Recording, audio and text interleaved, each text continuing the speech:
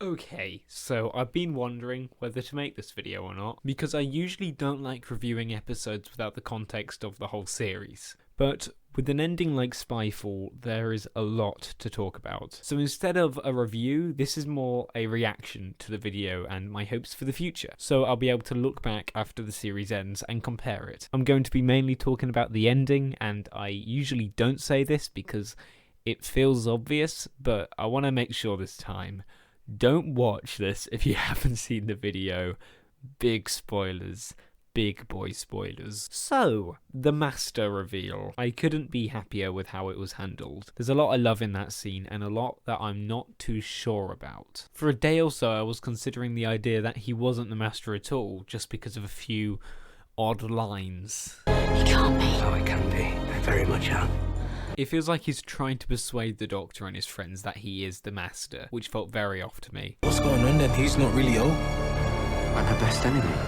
I haven't seen the Master seriously call himself the Doctor's enemy in a very long time. It felt more like he read about the Master, which would make sense. I mean, we know O had loads of information on the Doctor. He would know who the Master is. But looking back on scenes before the reveal, his subtle manipulation and teasing is so satisfying to watch. So satisfying. Plus, there is no way to explain how his house is flying alongside the plane if he isn't the Master. One thing I don't like about modern Masters is how their appearance is always seen as some big, rare event. Personally, I always preferred when the Master was just a recurring character messing with the Doctor's plans. I would love if that side of the Master returned, and it feels like it's possible since the Master returned so early in the era. Sasha did make a post about his anxiety on acting and how the cast and crew of Doctor Who helped him. From the way he talked about it, it does sound like he was there for more than 2 episodes, but it is hard to tell. As for his performance, I think he was amazing, but I much preferred the subtle moments to when he was shouting.